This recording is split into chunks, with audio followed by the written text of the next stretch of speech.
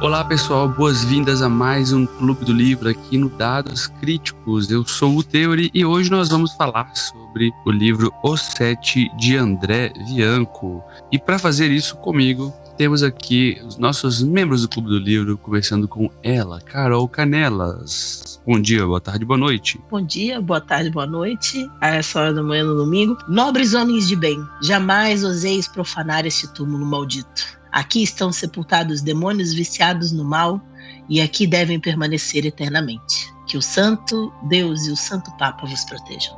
Bom dia. Temos também Jessie. E aí, galera, bom dia, boa tarde, boa noite. Hoje, nesta linda e fria manhã de domingo, pelo menos aqui tá frio pra caramba.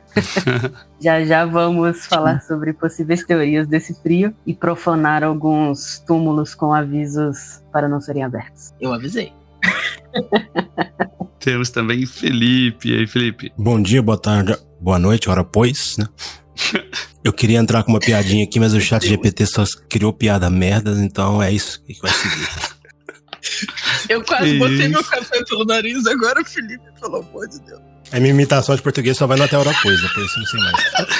Ah, isso é imitação. Pra você ver, né? Parada pra isso. Então tá bom. Temos também Kuma. E aí, Kuma? E aí, galera, bom dia, boa tarde, boa noite. Esse livro é basicamente aquela pergunta: por que tanta gente faz decisão idiota em história de terror? É basicamente isso. Sim. Então, vamos lá falar sobre esse livrão aí, cara, o livro nacional, né, do André Bianco. O André Bianco, ele nasceu em janeiro de 75, o que faz dele, pelas minhas contas aqui, um aquariano. Olha que importante essa informação. Ele foi nascido em São Paulo e criado em Osasco.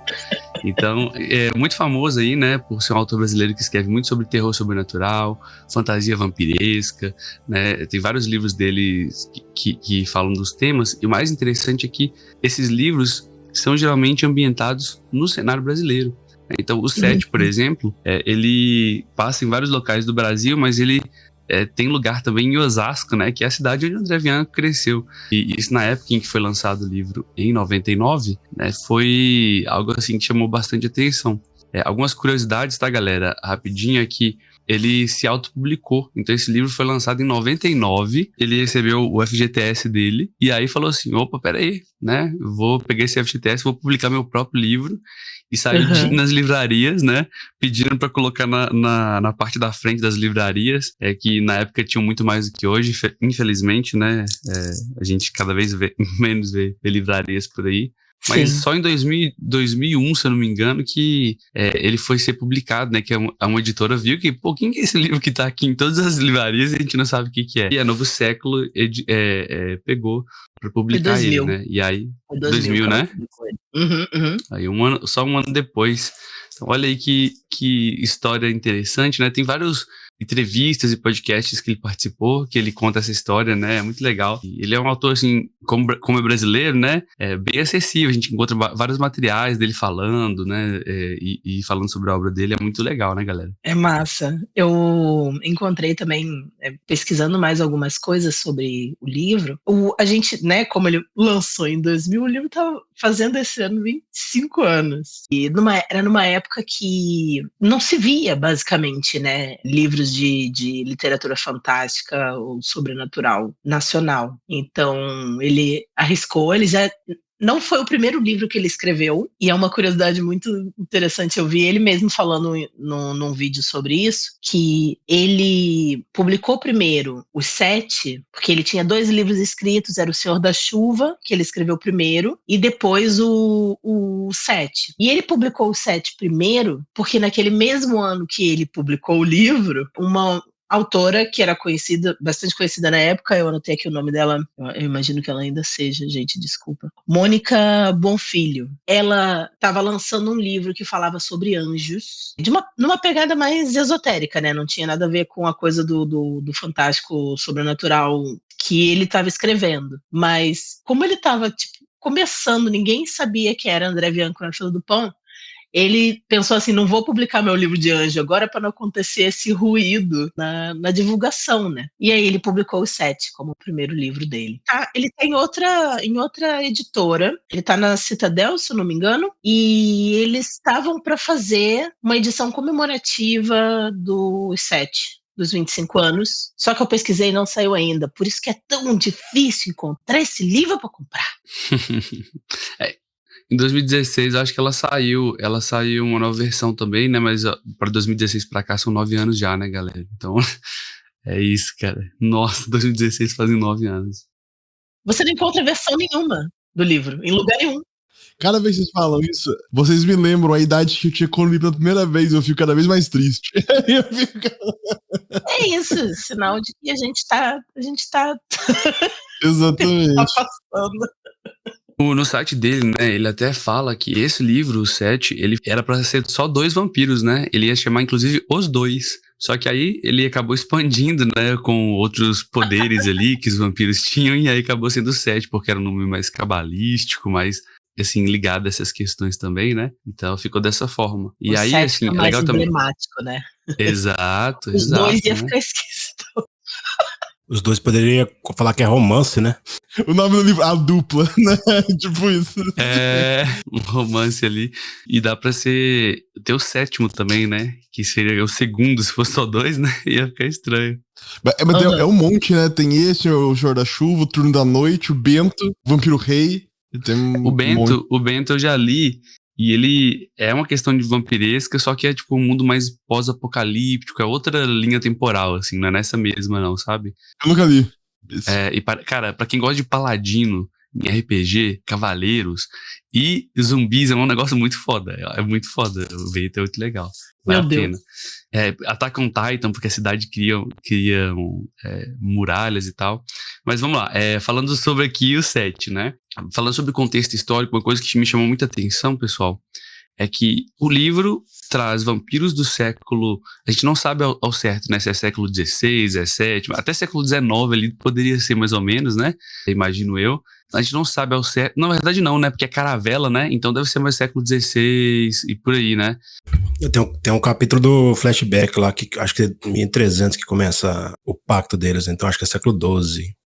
O século XII é onde começa, mas a parte onde eles vêm pra cá foi bem mais depois, né? Quando eles já tinham vivido vários anos enquanto vampiros, né? Só pequeno que o Brasil tinha o nome de Veracruz, deixa eu ver aqui, vamos pesquisar. Ah, verdade, boa ideia. É século XVI mesmo, tá? 16, né? Mas aí, o que me chama a atenção é que é esse contexto histórico da Europa, de Portugal medieval, e que leva um choque com o Brasil moderno, entre aspas, né, do ano ali de 2000, porque se passa ali. Isso pra gente que tá lendo hoje em dia, em 2025, já é outro choque. Porque eles estão vendo tecnologias que são de 2000, tipo assim... Eu lembrar como era. Tipo assim, um celular grandão, né? Tipo, vou ligar no seu telefone fixo. Tipo... Eles só ligavam no telefone fixo e eu ficava assim, meu Deus, manda mensagem pra esse desgraçado. Ah, não, é 99.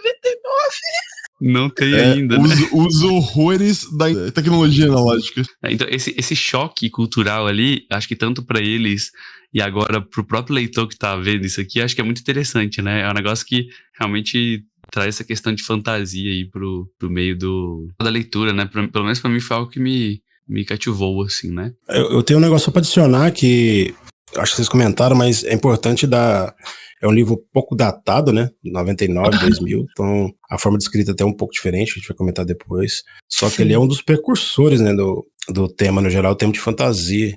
Ele e acho que o Dracon, né? Inclusive tem até um Nerdcast falando sobre eles, né? Até precursores para autores atuais aí. A gente leu do Eduardo Spohr. O Spohr, ele gosta muito de citar, né? E sempre quando ele pode, ele cita o André Bianco, então é importante ver, claro, a importância dele para o gênero fomentado nacionalmente, né? Então acho que é interessante. E ele já escreve um gênero que pra mim, eu não quero dizer que é deixado de lado, né? Mas no mainstream é sempre a galera meio que ignora um pouco o horror, né? Horror, terror. Sim. E eu acho muito foda o cara que consegue escrever e fazer tanto sucesso que ele faz. Independente se você gosta do livro ou não. Eu acho foda só que ele consegue fazer pelo gênero, que é meu gênero favorito. Eu acho muito da hora. E eu acho... E ele parece um cara muito legal. Todo mundo que conhece ele, vê ele em sei lá, feira, essas coisas, falam que ele sempre conversa, ele fala bastante, ele explica as coisas, então parece melhor. Ele é, e essa é a última curiosidade que eu quero acrescentar. Eu encontrei ele uma vez numa Bienal do Livro no Rio de Janeiro há muitos anos atrás. Muitos anos atrás. E foi por acaso, porque esse mês pro Clube do Livro foi a primeira vez que eu li um livro dele. Eu ainda não tinha lido nada dele. Na época, obviamente, eu estava procurando o Rafael Dracon, porque eu tinha comprado um livro dele na Bienal, e aí eu queria ver se eu encontrava ele para autografar o meu livro, e ele estava conversando com o André Bianco num stand, né? E aí a gente foi lá e falou com eles. Dois queridos, os dois, na verdade. E é muito legal, assim, como o Teor falou, né? Como eles são presentes e disponíveis e estão sempre interagindo com a comunidade. Eu vi que, se eu não me engano, o André Bianco tem um grupo no WhatsApp para poder conversar com os leitores dele. Assim, é uma coisa surreal.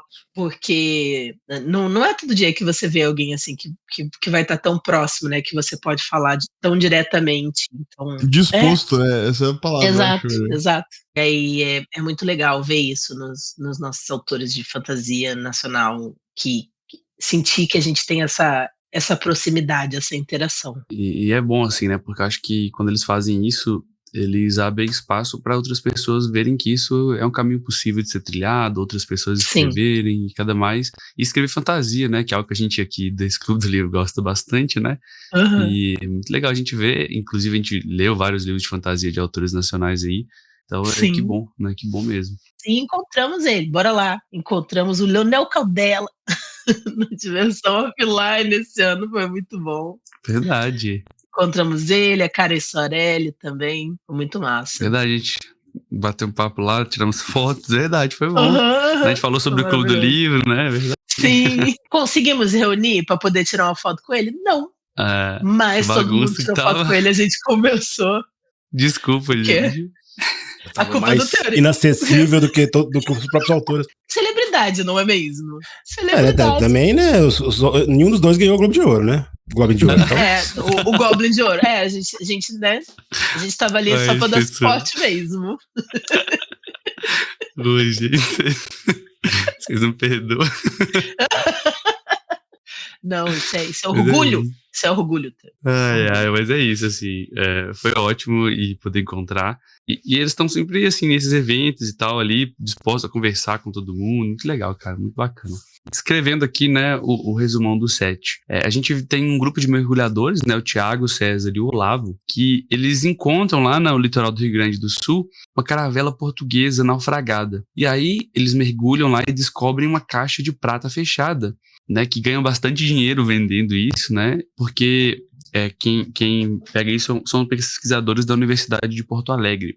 E ao abrir essa caixa de prata, né, que tinha inscrições para falando claramente, não abra isso aqui, não abra, tem demônios aí dentro, não sei o quê. Aqui a Carol citou no início, inclusive, né, a inscrição. Acontece que a Eliana, né, que é uma das pesquisadoras, ela meio que se machuca no processo e pinga uma gotinha de sangue num dos cadáveres. Eles encontram lá dentro, né, 7 cadáveres, ressecados, velhos e tal, meio mumificados, né. E aí isso acorda o Guilherme, né, o Inverno, que é um dos 7, um dos vampiros ali, que vieram de Portugal, né, fugidos de lá de alguma forma. Ele começa a se recuperar e cada um deles tem um poder, né, no caso do Inverno é o poder de ter temperaturas muito gélidas ali, e ele acaba fazendo uma espécie de nevasca ali na cidade de Amarração, né, no Rio Grande do Sul, e acaba ressuscitando os outros irmãos dele, né, como o Acordador, tem o Gentio, tem o Lobo, o Tempestade, o Espelho e tem também o 7º, né, então a gente começa a acompanhar tanto a saga dos 7 acordando e fazendo bagunça ali, né, nesse lugar que eles não entendem direito onde né, entendendo aquelas tecnologias, exatamente, e a gente começa a acompanhar também alguns protagonistas, né, que são esse Thiago, César e Olavo, né, e a Eliana também, que é conhecida deles. Então, eles são todos amigos de infância. Isso, ela estava em Porto Alegre, mas eles são de Osasco, né, e aí acaba tendo, convenientemente, alguns dos vampiros acabam chegando em Osasco ali também, né? Em São Paulo e tal. E Eles estão isso vai se seguindo ela. desenrolando. Então.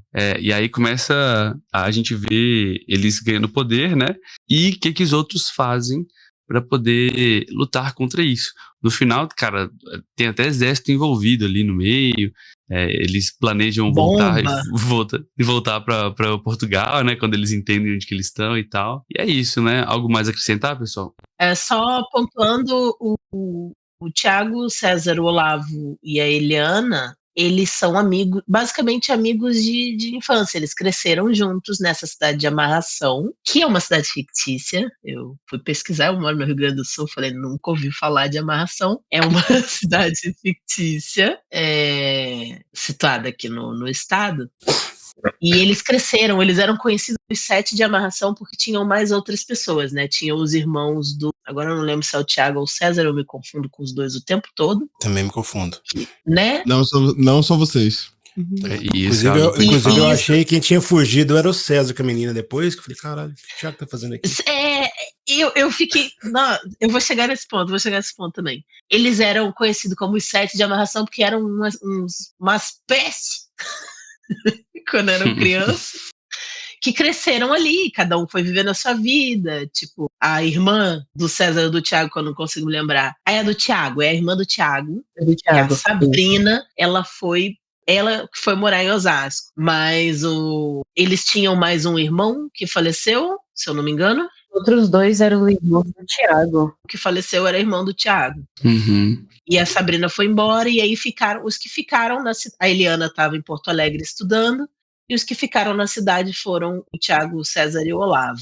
Quando eles fazem essa descoberta, eles chamam a Eliana para participar, né, para pesquisar aquilo, porque eles eram 3 duros e eles estavam precisando de dinheiro. Então eles foram nesse esquema do mergulho ali, eles descobriram essas riquezas, entraram em contato com a universidade, aí eles são pesquisadores, historiadores, para poder ver o valor daquilo e poder recolher e tal. Foi isso que começou o Aue, mas basicamente é isso. E aí tem uma questão aí, né, que acho que ele colocou propositalmente para ficar ambíguo se o título do livro se referia aos 7 dos vampiros ou às 7 crianças, né, que são, teoricamente, aí os protagonistas do livro, né. Fica aí o questionamento. E a gente vai falar disso agora, na verdade, porque a gente vai falar de personagens, né. Então, eu queria ouvir de vocês, né, sobre construção de personagens, o que vocês acharam de personagens legais, personagens ruins. Kuma, fala pra gente. Personagem favorito, personagem que você não gostou? Então, relendo, essa é a versão que eu tive, pelo menos eu não sei se é porque eu ando vendo muita coisa de vampiro ultimamente de novo, sei lá, que tem época, né? O meu favorito, eu sempre torço pelo monstro normalmente, tanto em filme quanto em livro, quando tem ele, um foco da história. Eu sempre vou pros vilões e tal, eu gosto bastante da ideia. Eu tenho esse problema de ficar confundindo o César com o Thiago também, assim, mais de uma vez no livro. Eu gosto bastante dos humanos, porém, os vampiros pra mim pegam boa parte da atenção, sempre que eles aparecem, acho que é meio natural. Meu favorito deles é o Inverno, é o Miguel, né? Eu sempre confundo o nome deles. Guilherme. Inverno é Guilherme. Miguel isso. É o acordador. Isso. Eu gosto Miguel bastante. É o gentil. Miguel é o gentil. O acordador é Manuel. É um monte de nome em português, a gente fica... Exatamente, eu confundo. Assim, o Manuel é foda. Esse nome naquele livro, cara, mas tá muito comum, né, cara? Manuel. Essas coisas, é muito bom. Mas o Inverno é meu favorito. Eu lembro que foi meu favorito também quando eu li quando eu era adolescente. Foi de novo. Eu gosto bastante. Os humanos eu gostei. Embora eu não lembre quem é o Thiago, quem é o César. Sempre confundo. Eu gosto muito dos dois. Eu acho que eles formam uma dupla bem interessante em vários momentos ali. Embora tenha outros que eu fiquei meio... Meu único problema... E talvez seja porque... Esse foi o primeiro livro dele, não foi? Que ele publicou, não é? É isso, né?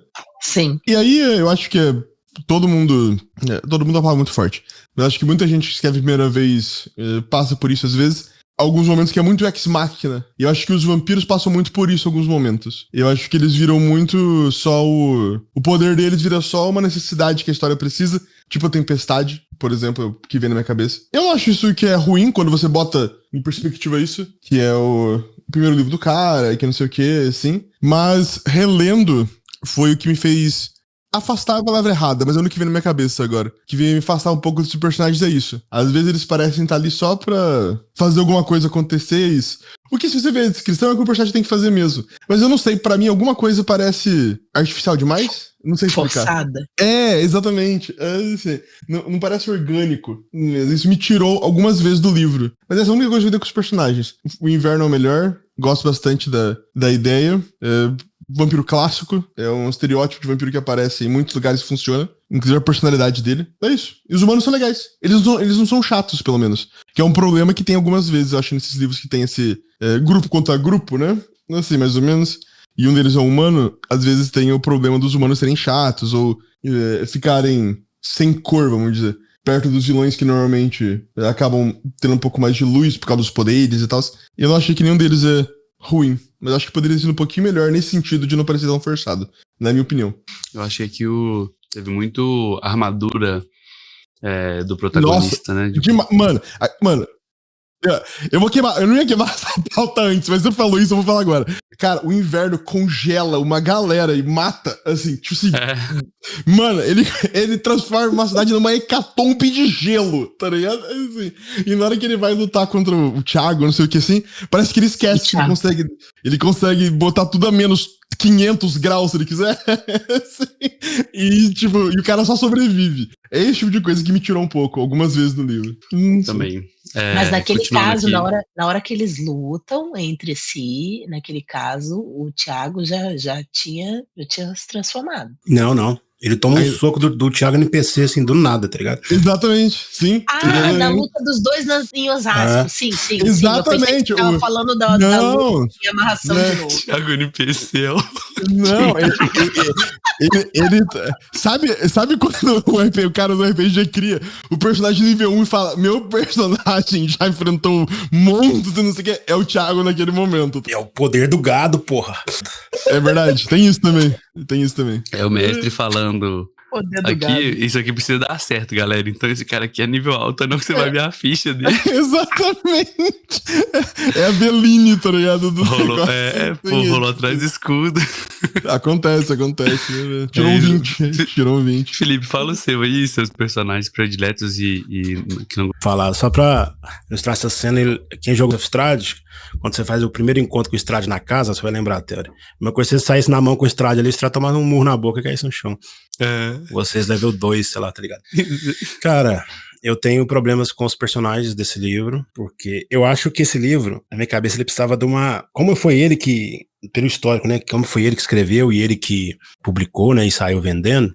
Eu acho que talvez ele não tenha tido um leitor beta, algo do tipo, sabe? Porque tem algumas contradições nesse livro, né? A gente já citou aí, por exemplo, essa questão do poder dos vampiros, eles variarem de acordo com a cena, mais ou menos o que a Eleven faz em Stranger Things, tá ligado? Poder varia um pouco com a necessidade, tipo, muito forte igual como falou, pra congelar uma cidade e tomar murro e receber uma estaca de um cara que não tava conseguindo nem atirar, sabe? Tipo, e os outros vampiros paradão olhando, assim, então...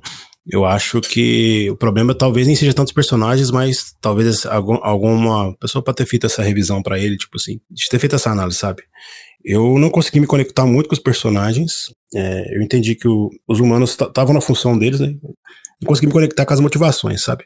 Os humanos eu entendi, os caras tá querendo sobreviver, o Thiago tá querendo salvar o interesse amoroso dele, que é amigo, depois virou interesse amoroso, então fogem, os outros estão tentando descobrir, os acadêmicos, o religioso chegou lá pra dar o pitaco, então beleza, os humanos estão na deles ali. Só que, por exemplo, o vampiro, depois que eles descobrem onde é que eles estão, o objetivo deles, beleza, eu tenho que voltar pra Portugal pra ver se meu castelo tá lá, mas eu tenho que levar a menina, porque sim, porque é uma menina, é uma mulher, então tem que raptar a princesa, que tipo, aquele tropo antigo, sabe? Então, meio Drácula, né? Meio Drácula ralo, né? É meio tipo... É o Strade, porra. É o Strade, por exemplo. É verdade. Eu tô muito chateado com esses tropos de vampiros, que é só carregar a menina e eu ter que salvar a menina, sabe? Então, me tira um pouco, assim, eu não consegui me conectar. Eu comecei a gostar do inverno no começo do livro, achei ele forte, essa questão dele descobrindo as coisas. Fora que o sotaque português me tirou muito, assim, sabe? Muito, porque eu fui no audiobook, né? Nossa, o vampiro chamado Manuel me quebrou muito, assim, né? Mano, eu juro pra você, quando a palavra gajo é usada no livro, eu falo que porra é isso? É isso, é engraçado mesmo, é engraçado. Demorou aqui uns 40% do livro pra eu conseguir ignorar, sabe? Depois foi indo, né? É que depois abstrai, né? Abstrai, foi. Por exemplo, eu não entendi muito a motivação do Gentil, né? Do Miguel, tipo assim, por querer ajudar, beleza, ele não queria ter feito o pacto e tal, ele meio que foi no bolo. Mas, pô, também mais um gado, né? Ah, a menina da Vira que era interessado lá, os caras mataram e culparam o outro sétimo pra que ele conseguisse entregar. Tipo assim, é uns plots assim, muito, muito raso, eu achei, sabe? Então, eu não consegui me conectar muito com os personagens, não. Então, eu não tenho nenhum pra destacar, e que eu não gostei tanto seria o Inverno por causa dessa downgrade que ele teve, os poderes dele, e ser um cara que só grita também muitas vezes, tá tomando a pavor dos irmãos lá. Eu achei um pouco esquisito, então. Os personagens, pra mim, não foram tão bem escritos assim, não. Boa. E você, Jess? Eu tive um pouco de dificuldade também de escolher um personagem favorito e um personagem não tão favorito. Eu gosto do Inverno, mas acho que por ser talvez o primeiro que aparece, então desde a primeira vez que eu li, eu acho que tem um pouco de conexão maior com ele, porque no início ali a gente passa vendo ele um tempo maior, assim. Mas os humanos eu não consegui gostar muito de nenhum. Eu fiquei tentando pegar, assim, um certo desenvolvimento deles e tudo. Apesar de, em determinado ponto, mais no início, parecer que o Olavo ia se desenvolver um pouco mais, porque passa-se um tempo ali, um tempo maior no IML, né? Então ele começa a aparecer um pouco mais. Então eu tendi a gostar mais dele também, mas não chegou realmente a afirmar, assim, sabe? Não, esse aqui eu gosto desse personagem. Então acho que tem um pouco do que cada um falou. E dos outros vampiros, eu também não consegui pescar muito, porque, tipo, o Guilherme acorda o acordador, né? É até engraçado falar isso, acordar o acordador. E aí depois os outros parece que eles se perdem um pouco, tipo, aparecem menos, não sei. Então eu não... Pra mim, o problema é que eles viram veículos pra história só. Eles viram personagens, tá ligado? Eles só viram, tipo assim, tem que ter uma tempestade no lugar. Beleza, então a tempestade aí ele aparece, exatamente. Exato, e é isso. Então, tipo, eles viram veículos do que a história precisa. Esse é o problema de ter esse tipo de aproximação com o personagem. Até que o Felipe tava falando, né? Eu acho que ele realmente ou não teve o leitor beta, ou não pôde ter, enfim... Interessa agora, porque vai tanto tempo também que lançou. Mas, exatamente, tanto faz, assim. Eu acho que fica esse negócio mesmo de, tipo, meio largado, né? É uma sensação que dá às vezes. Exatamente. E às vezes eu fico até pensando, quando eu li que eram pra ser 2, eu até pensei, tipo, pô, talvez 2 não, mas se fossem só 3, e esses 3 combinassem 2 poderes, talvez tivesse ficado... Talvez desse para trabalhar um pouco melhor. E aí acho que entra a questão do leitor beta, né? Talvez o leitor beta pudesse ter feito assim, olha, e se os 7 se transformarem em 3 e tal? Mas é aquilo, né? Agora também, 25 anos depois, não adianta. Só uma fanfic aí, se alguém quiser escrever uma fanfic. São 3. Matar 4, né? Exatamente. Escrever uma fanfic é muito bom. O pior é que se você mandar pra Devian capaz dele ler e curtir. Falou, E tem continuação, né, esse livro. Tem continuação. Tá de boa. E você, Carol? Eu concordo bastante com o Felipe. Eu acho que nesse livro aconteceu uma coisa muito curiosa pra mim, porque normalmente eu me apego muito mais aos personagens do que aos micro detalhes da história. E eu acho que ele consegue contar uma história muito interessante sem que os personagens sejam tão complexos ou tão interessantes assim. Isso é verdade. Sim. A forma que ele conta a história é muito boa, mas os personagens não são tão... Eles são um pouco rasos, tanto que todos nós tivemos um pouco dessa confusão de quem é o César, quem é o Thiago, porque o Olavo no início meio esquecido no churrasco, aí depois eles voltam para a coisa do IML ali, e ele tem um pouco mais de destaque, mas ele também é muito parecido com os outros dois, então fica uma coisa assim, os meninos de amarração são tudo mais ou menos igual. Eu tive aquela confusão também que você teve, Felipe, de quem tinha fugido com a Eliana, porque no início parecia que o César era mais interessado nela, e aí de repente ela tá saindo, o Thiago tá desesperado, vamos fugir, porque eu tenho que te salvar e não sei o quê. Enfim, acabou que eu não consegui me conectar muito com os personagens em geral, mas se tivesse que escolher, eu escolheria o de amarração. Eu tinha gostado, que nem a Jess, gostei muito do Olavo, né? Com relação aos outros, eu achei ele, sei lá, mais legal de alguma forma, porque a gente acompanha um pouco mais a história dele, com o trabalho dele e tal, mas também não é nada tão profundo, e depois ele é esquecido no churrasco de novo, e a gente só vai lembrar do Olavo lá pra frente, depois todo o auê que acontece. Os vampiros, eu acho que eles são mais interessantes como uma entidade única, né? Os vampiros. pelo efeito do que eles causam nas pessoas, por todo o terror que eles provocam. Eles, como uma entidade única, para mim, funcionam separadamente, eles ficam rasos. É igual o núcleo de amarração. E se eu precisasse escolher um personagem que eu não gostei, é o Professor Del Vecchio. Chato para um querer. Nossa, é verdade, velho. O pessoal tá falando, cara, isso não tem como ser uma coisa natural. E ele tá, não, mas alienígena. Meu anjo, busque você conhecimento. Busque conhecimento, né? Eu fiquei muito aborrecida com ele. Mais de uma vez eu anotei assim, eu falei, não é possível esse professor, cara. Não, deixa eu fazer um adendo nisso aí. A parte que eu falei pra você que me tirou, eu te mandei o texto lá, foi isso. Porque, não, mas é muito mais provável cientificamente ser um ET do que ser um vampiro. Eu falei, beleza, campeão. Não, cara, da onde você tirou essa? Valeu, irmão. Não, da onde essa frase começa com cientificamente, tá ligado? Aonde? Sim, o que me tirou, na verdade, foi ele atendendo o telefone do banheiro. Mas tudo bem. É isso. E você, Teori? Eu concordo com isso que vocês falaram, né?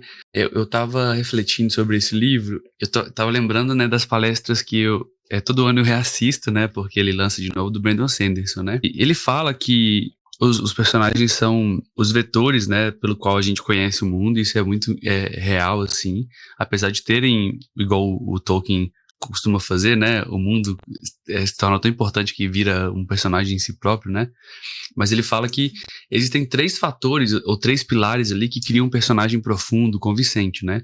O primeiro é a proatividade, que é você ver um personagem fazendo coisas, sendo proativo, tomando decisões. O segundo é ser relacionável, que é quando, de alguma forma, o personagem é engraçado, ou você se identifica com ele de algum jeito. E o terceiro é a capacidade dele. É você ver que ele dá conta de fazer as coisas. E aí, eu tô falando isso porque isso me chama atenção para uma coisa que costuma acontecer muito, que e eu sinto que acontece nesse livro, pelo menos para mim aconteceu, que às vezes você mostra a perspectiva do vilão e você mostra esse vilão fazendo coisas e sendo foda. E ao fazer isso, você mostra a capacidade desse vilão. E isso faz esse vilão ser, muitas vezes, mais importante pro leitor, porque você vê ele fazendo e dando conta das coisas, ou seja, esse pilar da capacidade, do que os próprios mocinhos, nesse caso. Então, se você observar e fazer essa análise aqui, esses mocinhos, os heróis aqui dessa história, esse pilar de capacidade, ele não tá tão forte, porque eles são humanos, né? Então eles não conseguem fazer tanta coisa, e quando eles conseguem parece estranho, mas ao mesmo tempo falta pra eles essa questão de ser relacionável tanto assim. Então, igual a Carol fala, o Olavo, eu me relaciono mais com ele porque ele parece ter um carisma a mais do jeito que é escrito e tudo mais, mas você não vê tanta proatividade assim, você vê de vez em quando, e Sim. Não dá pra mostrar essa capacidade em comparação com vampiros, e isso causou pra mim que eu ficasse mais interessado nos vampiros em si, mesmo que eles fossem maus, do que nos mocinhos, de fato, assim. Eu queria ver, beleza, que destruição que eles conseguem fazer, né? Nossa, como é que eles vão matar esses caras aqui? Eu achei que fosse ser uma dessas histórias onde os vilões vencem, sabe? Eu, assim, gostei do livro de modo geral, mas essa questão dos personagens realmente me tirou, realmente, porque, sei lá, eu me conectei, pra vocês terem noção, e ele aparece bem pouco mais com o 7º, do que com os outros, porque o 7º tem aquele momento em que ele conta a história de que tudo aconteceu, né, e como é que foi esse processo todo lá do passado. Então isso tudo me fez mais conectar com ele do que com os outros. Então foi basicamente isso. E aí a gente vai pro próximo, né, pro ritmo e narrativa. E aí já vou dar minha opinião aqui, a gente inverte de novo aqui. Eu achei, assim, até um ritmo legal, o jeito que ele faz mudanças de cenário, mudanças de perspectivas, né, de personagens que estão no POV ali, né, ponto de vista, e achei que um livro que eu consegui ler, assim, tranquilamente, assim, no ritmo bacana. Achei que ele, já vou misturar aqui também a ambientação, tá, gente, que o jeito que ele escreve é muito bom, dá pra ver que o cara sabe escrever, isso que é a questão, sabe, que ele faz algumas cenas em que ele introduz o personagem de um jeito diferente, sabe? É um personagem que você nem conhece, mas ele introduz o personagem já colocando ele numa situação de problemas, falando, quem que é isso? O que tá acontecendo aqui? Então você vê que o cara sabe escrever, isso dá ritmo pro livro, né? Faz dinâmica, a ambientação, né? Ficar mais... na hora que ele descreve a cidade de Rio Grande do Sul, pô, dá pra parecer que você tá lá sentindo aquele friaco do caramba, entendeu? Muito legal isso, né? E aí, vou fazer uma ordem diferente. Felipe, fala. Eu acho que eu gostei do ritmo, da narrativa eu não gostei tanto. Eu acho que inclusive esse livro funciona porque ele é em terceira pessoa. Acho que se fosse em primeira pessoa, talvez ele não funcionasse tanto, ou ele talvez teria que ser até maior. Porque a gente vai ver no POV do vampiro, depois vai ver no POV dos outros personagens, meio que como se fosse o Game of Thrones, né? Então eu fiquei tentando imaginar ele em primeira pessoa, se ele funcionaria. Então eu acho que a terceira pessoa foi uma escolha boa dele ter feito. Eu gostei do ritmo, ele acelerou nos momentos que ele teve que acelerar, eu acho, né? Na parte final ali, né? No confronto, né? A parte do lobisomem também, inclusive eu achei um capítulo bem legal, as descrições ali. Agora, o narrativo, o que eu não gostei foi os diálogos, mas acho que é muito datado. Eu senti alguns diálogos muito, sabe, travessão, sem um contexto de percepção do ambiente. Vou citar um exemplo. Tem alguns momentos pra mim, e eu tô colocando ao extremo, me parecia livro que você tá aprendendo inglês no ensino médio, sabe, tipo assim, hello, what's your name? My name is Philip, entendeu? Fica uma frase assim, o outro respondendo. Uhum. Eu acho que faltou um pouco, tipo assim, o cara faz a pergunta e observa a expressão do outro. Tipo assim, ele franze os olhos, ou ele deixa cair um objeto no chão. Ficou muito assim, travessão, algumas partes, mas eu acho que isso é muito também do anos 2000. Então isso me incomodou um pouquinho, mas de modo geral, eu gostei. A ambientação, eu acho que pra mim foi o destaque do livro, né, de fato. Ele traz uma proposta de ser no Brasil e não fica uma parada muito esquisita, né? Eu tinha lido alguns livros passado no Brasil que eu não tinha gostado tanto, mas eu gostei. Talvez por ser uma região que eu conheço pouco, né? Então me trouxe essa imaginação na hora da leitura ali que eu achei legal. E esse contraponto de um ser de uma outra época tentando descobrir o que é eletricidade, a cena do velhinho explicando porque a eletricidade é muito boa, então... Isso é muito bom. A cena do Gostei trem, disso. né? Do trem. Então, achei legal essa ambientação. Isso aí, muito bom. E você, Jessie? Eu também gostei mais da ambientação. A narrativa, o ritmo, né? A narrativa teve um determinado ponto, pelo menos quando eu li a primeira vez, quando ele muda o núcleo ali meio do nada e de repente ele conta de um acidente em que a menina morre e tudo mais, aí aquele ponto ali eu fiquei meio tipo, véi, o que tá acontecendo, né? Sabe? Tipo, meio confuso, né? Tipo, véi, tipo, do nada, uai. Eu anotei exatamente isso. Pois é, depois quando ele volta, tipo, esse pessoal sendo acordado e tal, eu falo, beleza, tem um... Mas aí teve alguns outros pontos que eu também dei uma perdida, assim, tipo, pera, aí eu falava, não, lá na frente deve fazer sentido de novo. Então tem alguns pontos, assim, que eu ficava meio perdido.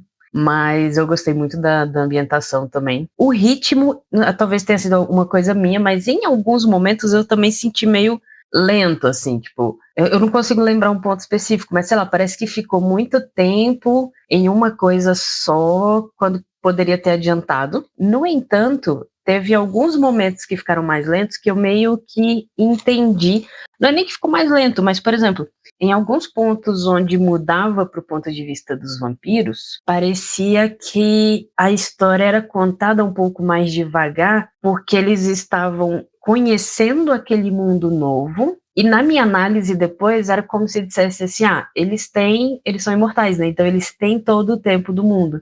Então eu tive a impressão que o ritmo ficou mais devagar, sabe? E quando mudava para os mortais era frenético. Sim. Nossa, é verdade. Muito sentido isso. E me lembra os elfos, né, no RPG, quando a gente joga de elfo, que o elfo vive tantos anos. Então, pra ele, cara, pra que a gente resolve isso agora? Vamos daqui 2 semanas, né? Isso aqui. Exatamente. É isso, não, muito legal. Vai acabar agora. Muito boa sua percepção. E você, Kuma? Eu concordo totalmente, cara, com isso. Eu acho que a ambientação do André Bianchi é muito boa, que nem você falou. Você consegue sentir, tanto na cena, você consegue ver a cidade, você consegue sentir o frio, você consegue imaginar os locais sem muito... Eu diria basicamente sem problema nenhum. E, sim, é muito bom. Mas eu sofri da mesma coisa da Jess, em vários pontos do livro.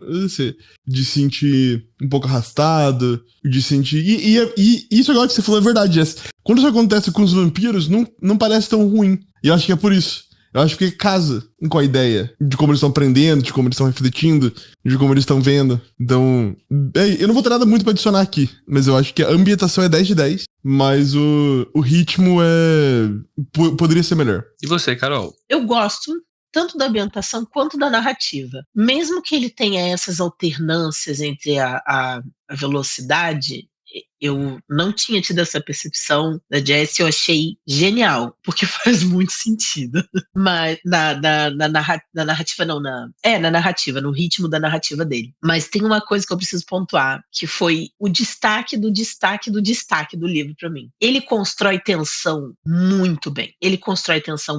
Talvez eu possa estar um pouco influenciável, né, já que eu comecei a ler o livro na semana mais fria nessa Porto Alegre de meu Deus. Eu cheguei a ter um pesadelo com o livro. É a primeira vez na história desse clube do livro que eu tenho um pesadelo com a história que a gente estava lendo. Eu acho que foi isso que me deixou muito impressionada. Ótimo sinal, no geral, né? na história. Foi isso que me deixou muito impressionada na história. Ele consegue construir uma narrativa interessante, com momentos de tensão interessante, com momentos de calmaria, independente dos personagens. Isso eu achei muito legal. O ritmo não me incomodou. Tiveram alguns momentos que realmente pareciam mais longos. O lore dumping do Miguel pro Thiago no final ali, mais próximo do final, foi muito longo, mas fazia sentido porque a gente precisava descobrir essa história de alguma forma, né? De um jeito simples, mas mais longo. No geral, eu gostei bastante do ritmo e da narrativa dele. Eu achei muito curioso, apesar dele ter ambientado bem a amarração, pontos de Porto Alegre por onde ele passou, se vocês observarem, ele não fala, tipo assim, nome de rua, pontos específicos, né? Sei lá, o Bar Seu Zé em amarração. Mas quando ele chega em Osasco, você vê que esse homem ama Osasco. Isso é verdade. Quando ele chega em Osasco, ele vai no detalhe, no supermercado Extra, na fábrica X, no ônibus que tá escrito, sabe? Ele vai no detalhe em Osasco. E eu achei curioso pontuar, porque ele passa por Porto Alegre. O Extra me pegou porque tem em todo lugar de São Paulo. Desculpa cortar, que eu lembrei disso agora. Mas talvez não tinha, né? Em 2000, não sei como é que era, né? Talvez então, ver agora foi bem legal, assim, porque eu nem falei, caralho, verdade, o Extra começou naquela época. Sim, que tomou o lugar de um mercado que ele já conhecia, que era o tal do Baleia.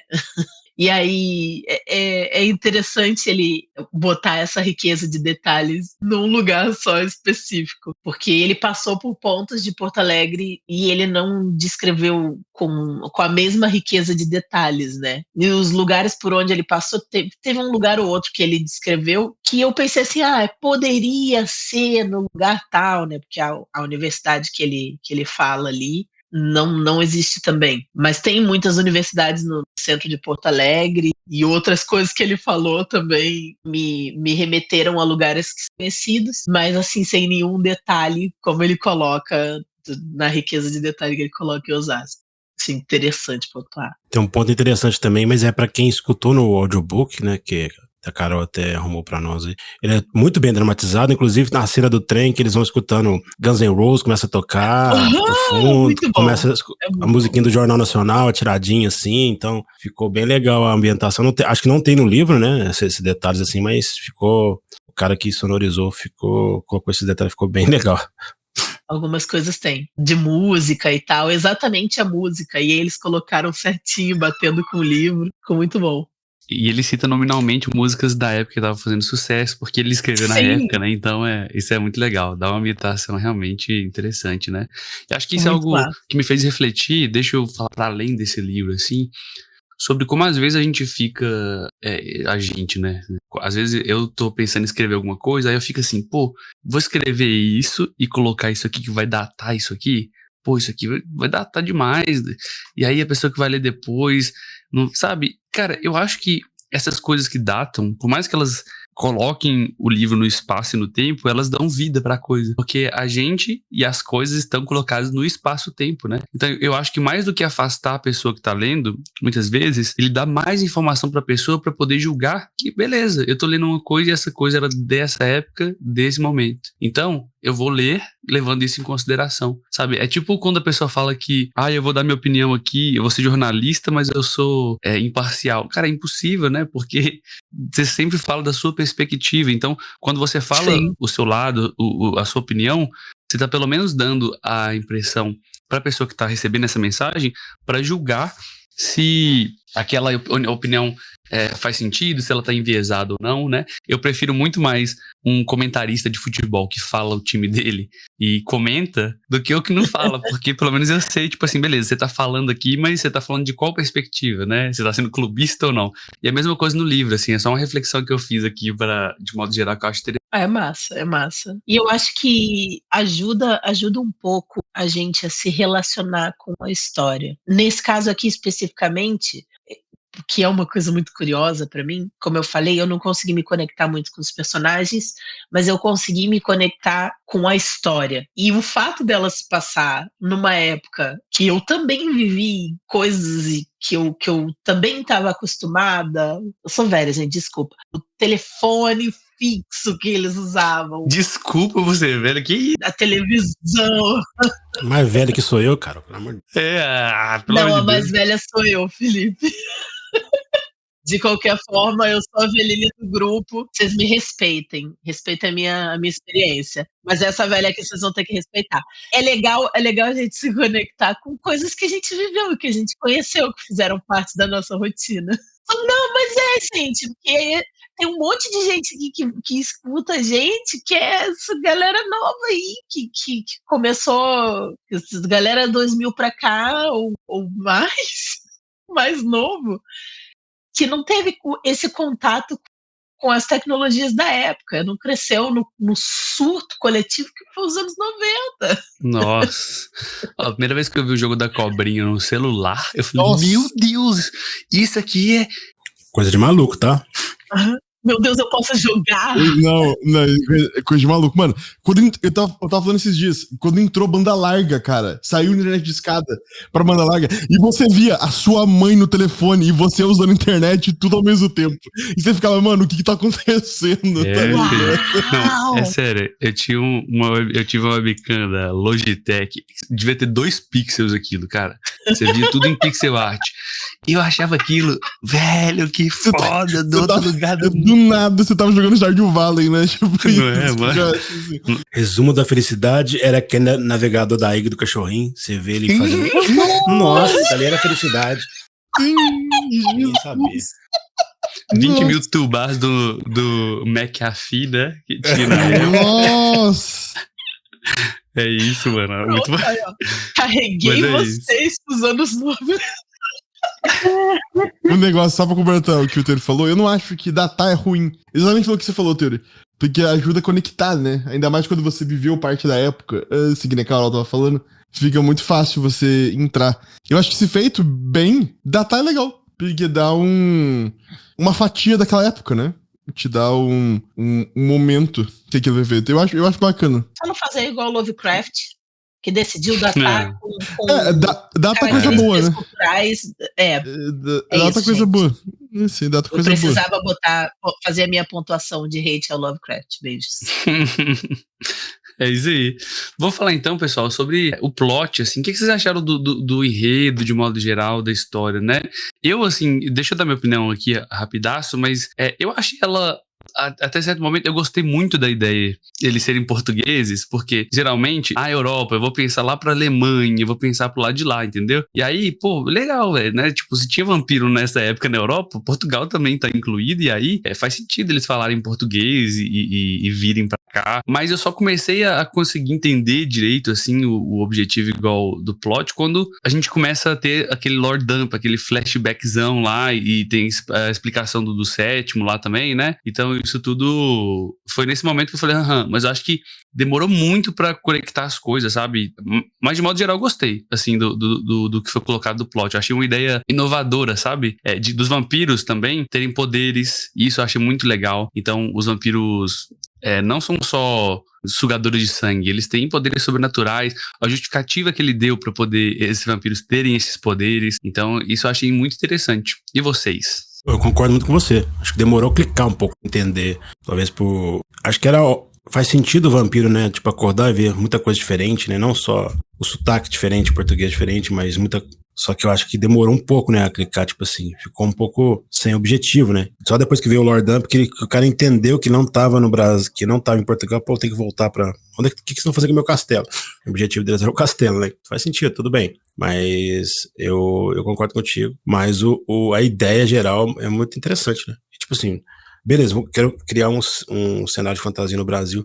Quem que vai vir pra cá? Pô, você pensa, a primeira coisa que você pensa é português, né? Você pode até pensar em holandês também que vieram, aí você vai ter que trazer pra Bahia, né? Um pouco mais pro norte e tal, mas português é o que tá na cultura geral, né? Tipo assim, pra muita gente é os únicos povos europeus que vieram pra cá, então eu acho que faz muito sentido. E Portugal também tem essa questão teve essa questão da Inquisição muito forte, né? Que é pouco falada, então faz sentido os vampiros, né? Terem sido caçados, então terem fugido pra cá. E aquela ideia também de mandar pra Vera Cruz os bandidos, né? Ele até fala isso, né? Quem veio pro Brasil as pessoas que eram criminosas de Portugal, etc. Então faz sentido eles mandarem uma parte desse povo pra lá, pra tirar daqui dos nossos continentes. Então faz muito sentido o plot, assim, a ideia. Achei legal também, porque ele justifica isso, né? Falando que nem eu falou aqui, do negócio da Inquisição. Eles falam lá no início, né? Eliana conversando com César Thiago sobre, porque portugueses ou porque bruxos, né? Porque estavam dentro daquela caixa encerrados. E aí ela justifica com essa questão da Inquisição em Portugal. Eu acho que é muito legal também porque a gente não vê... Como você pontuou, Tori, a gente não vê muito histórias que falem de Portugal num cenário de fantasia, assim. Sim. A gente está acostumado a ver, sei lá, Inglaterra, Alemanha, né? E aí ter isso, principalmente quando é relacionado com o Brasil, é interessante. É interessante que os vampiros sejam. Mas assim, com Portugal é Guiana geral, brasileira, né? É a nossa Guiana brasileira. Mas o plot, no geral, assim, eu não achei ele tão... Não é aquele tipo de plot que explode a cabeça, sabe? Uhum. Ele é construído aos poucos, ele é apresentado muito aos poucos, mas é muito mais a forma que ele conta essa história, que ele mostra esse plot do que o plot ou os personagens. Deixa eu fazer uma pontuação sobre isso, porque eu li recentemente, né, reli aqui o Dom Casmurro do Machado de Assis, né, e relendo vários livros clássicos, sei lá, Dostoiévski, vários livros desses, né, o próprio Machado de Assis. Uma coisa que eu tenho percebido é que os plots, muitas vezes, são muito, mas muito, muito, muito, muito simples. Muito simples. Né? E por que o livro se destaca tanto? É porque, tipo, o jeito que ele é contado, o dizer sem não dizer, é o jeito da ambientação. Então, acho que o plot ser simples, muitas vezes a gente fica pensando, mas pro livro ser bom ele vai ter que ter um plot, um twist, não sei o quê. Não necessariamente, né? Se você pensar, eu fiquei impressionado, né, de refletir sobre isso, né, porque a gente fica falando de plot aqui. Aí eu falei, qual é o plot do Dom Casmurro?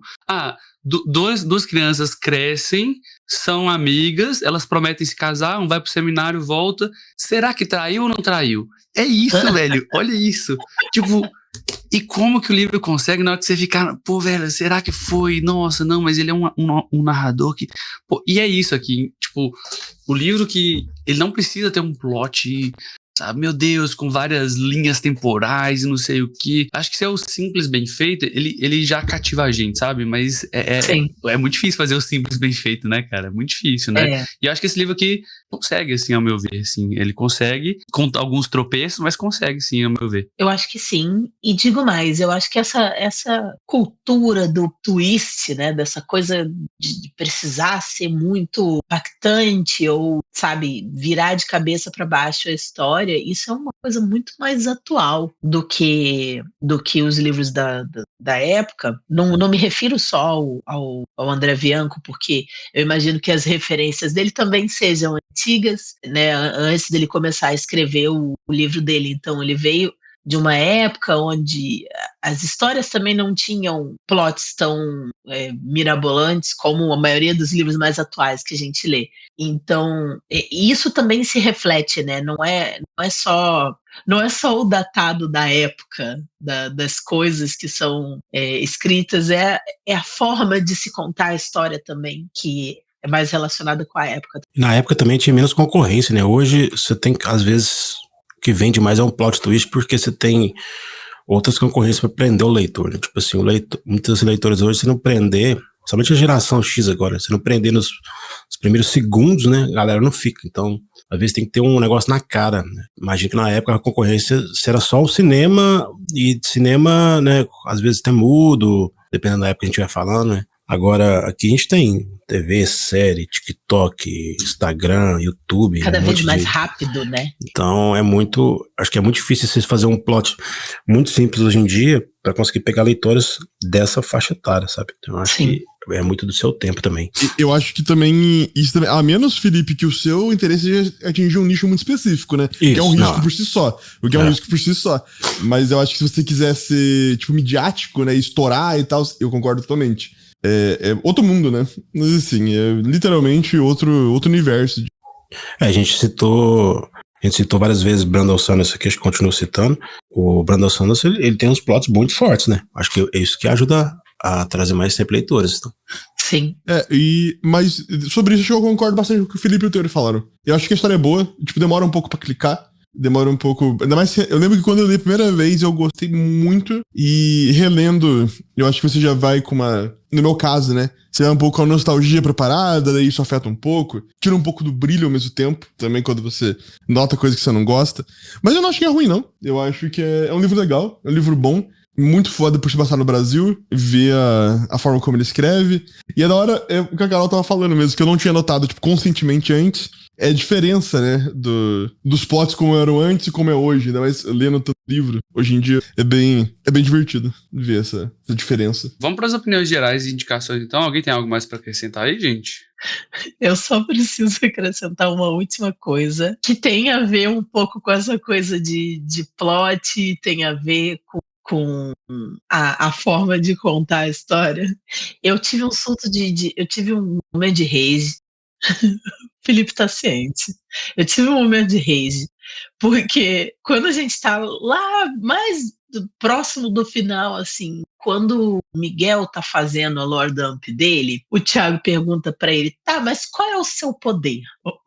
Ele fala assim, agora não é a hora de te contar. Eu queria tirar o livro na parede, porque eu odeio quando fazem isso. Vocês lembram? Como eu fiquei puta lendo Eragon por causa disso. O Bron, né? Então, depois. Então você não coloca essa pergunta agora. Não levanta esta merda deste tema. Deixa pra mostrar isso depois. Mas dizer, ai, não é a hora de... Eu fiquei com muito ódio. Deixa eu até achar aqui meu comentário. Talvez a intenção era essa. Era me dar ódio? Talvez era. Às vezes. Eu botei aqui assim, ó.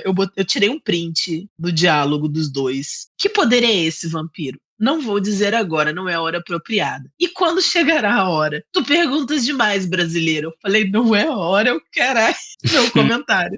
Então não traz à tona a porcaria do assunto. Eu gritei. O ódio passou e depois eu continuei lendo e beleza. Pra mim, agora justificando o meu rage, né? Pra mim, quando você seta esse tipo de expectativa, e isso vai sendo ampliado e construído, porque tá desde o início do livro a galera falando, porque o gentil é o mais poderoso de todos, porque o gentil isso, porque o gentil aquilo. A possibilidade de você chegar no final e ser anticlimático é muito grande. Uhum. E aí, beleza, ele realmente é muito poderoso. Tá bom, tá, ele para o tempo. Show. É realmente um grande poder. Ele foi muito útil no momento em que foi usado. E beleza, ele não poderia usar mais vezes, mas tipo, a gente saber essa informação não teria diminuído o peso daquela cena. Porque chegou na hora ali e ele conseguia fazer aquilo. E não parecia tão grandes coisas depois de tanto que falaram, né? Falei, tá, ele pode parar o tempo. Legal. Criou expectativa gigante, né? Exato, criou uma expectativa muito grande e eu falei, beleza, é isso.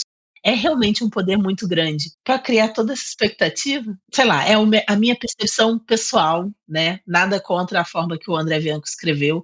É só porque é uma ferramenta narrativa que é muito comum e eu acho hoje, principalmente, né? Ele escreveu dele há um tempão atrás, então dentro das referências dele, mas hoje eu acho preguiçoso. Como é que ele fala? Para, ainda não é tempo de te contar? Ele diz, não vou dizer agora, não é a hora apropriada. Porque, olha, ó, para e não é tempo, ele poderia estar falando implicitamente, né? Para é tempo. Olha aí. Eu adoro como o teoria entra nessas... Teria sido muito bom mesmo. Pô, que isso? Teria sido genial. O meu último comentário é que, cadê a porcaria do Afonso? Porque ele foi esquecido do churrasco no final. É o que eu falo de ter o leitor beta, velho. Cadê o Tem que Afonso? ter. O lobo. A menina no TikTok, que ela falou assim, eu já falei que o personagem tinha arrancado a perna, no capítulo seguinte ele tava correndo igual o Zayn Bolt. Então, tipo assim, falta uma revisão, tá ligado? Às vezes.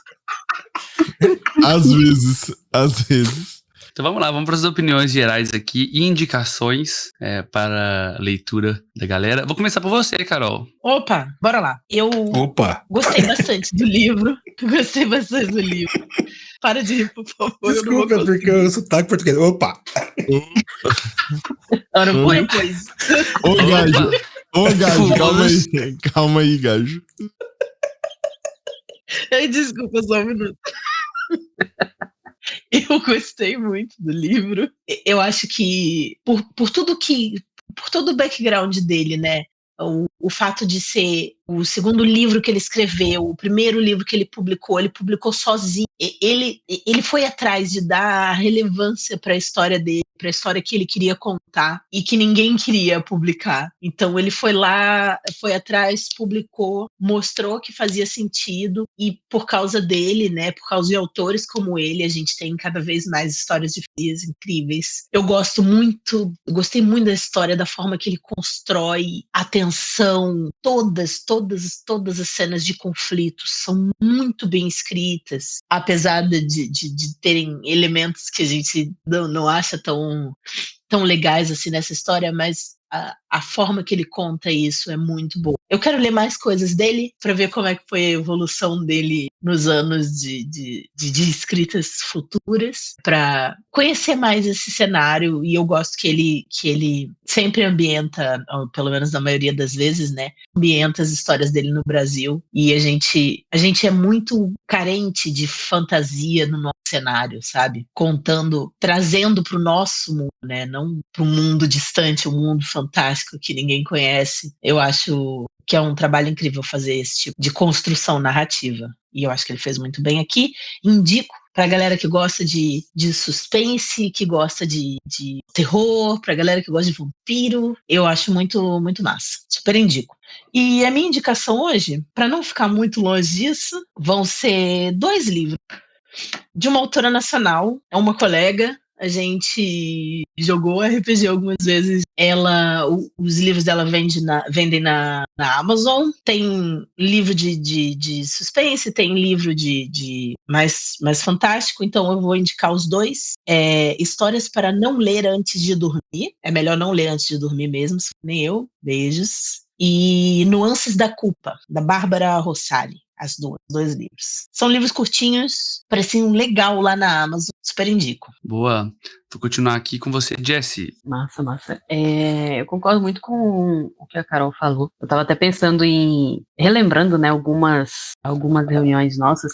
que a gente comentou assim que para a sua época é um livro muito bom, alguma coisa assim, sabe? Tipo, é o primeiro, se eu não me engano, é o primeiro livro que traz uma fantasia e um terror ambientado no Brasil. Então, isso eu também acho muito legal. Eu acho que é uma coragem muito grande também, porque para um nicho tão cercado de histórias na Europa e eles que seguem um certo padrão, você mudar isso é uma quebra de paradigmas muito legal, é uma grande coragem, eu acho isso incrível. Indico bastante, apesar dos comentários aqui contra, né, que a gente faz, eu gostei muito do livro também. Eu comecei a ler outros dois, só que aí eu parei porque quando eu fui fazer algumas anotações para nossa reunião de hoje, eu percebi que eu estava começando a confundir os livros. Aí eu parei de ler os outros dois. Falei, não, depois que passar a reunião, eu volto a ler.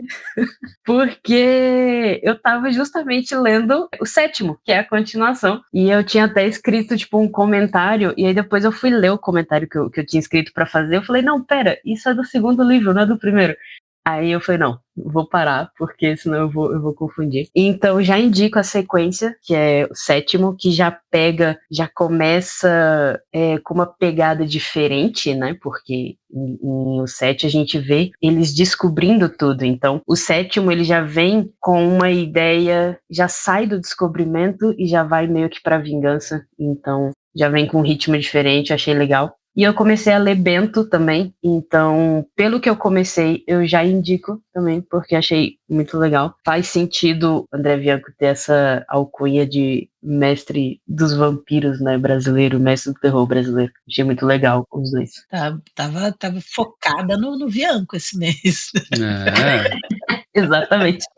Eu também não queria fugir muito, aí eu pensei, deixa eu continuar no Bianco aqui. E você, Felipe? Cara, apesar das críticas também que eu fiz aí, eu achei um bom livro, ainda mais por ser um primeiro livro de um autor nacional, numa época que não se lia nada disso, então o cara teve que literalmente desbravar, imprimir o livro e sair vendendo, que é o mais louvável ainda, né? Eu acho que a escrita dele é muito boa, as descrições são muito boas, o plot, a ideia, a coragem, igual a Jess falou. Tem essas questões aí dos personagens, mas eu acho que faz sentido, né? É difícil, imagino que deve ser difícil de escrever personagens, as relações, deixar mais plausível, etc. Mas eu indico pra quem gosta do tema, né? Não é um tema que, assim, que eu sou especialista, que eu li muito pouco, né? Terror, envolvido com vampiros e tal. Então, tanto não tem nada pra indicar nessa área, mas eu recomendo sim, se você gostou, ouviu o podcast aqui, e mais ou menos o que a gente falou mesmo. Como indicação, cara, na verdade, eu vou dar uma ideia aí pra galera que tá ouvindo, não sei quando vai sair, mas se estiver próximo aí no Prime Day, tem alguns livros com bastante desconto que a gente já ou leu ou comentou, que indicou, né? Randall Sanderson, então, tá livros com 37% de desconto aí, então aproveitem para comprar usando o cupom do Theory. E tem o link do Theory, na verdade, né?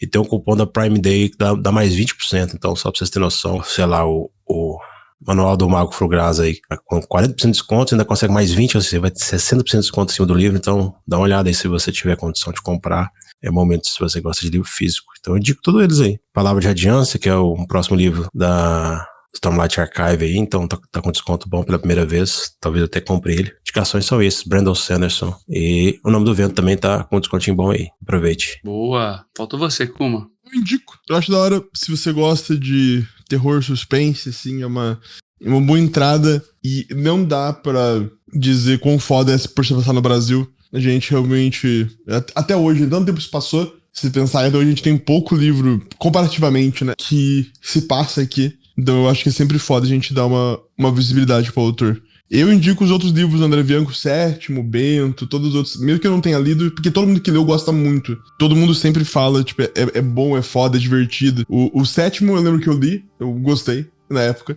Mas um que eu tô lendo agora, que é um gênero que eu nem sabia que tinha tanto livro, na verdade, é um livro chamado Um Cântico para Leibowitz, que é uma coisa meio pós-apocalíptico, assim, bem tipo Fallout, pra ter uma comparação visual, talvez quem viu a série. Mas assim, eu tô gostando bastante, tô achando bem maneiro. É minha indicação, dessa vez, bem diferente do que a gente tá lendo aí, mas eu achei bem divertido. Eu achei bem legal. Beleza, eu também indico esse livro, né? A gente faz críticas aqui porque é nosso objetivo aqui, mas eu gosto bastante e eu acho que gostei quando eu li, me senti representado, me senti ambientado bastante bem assim no livro e gostei.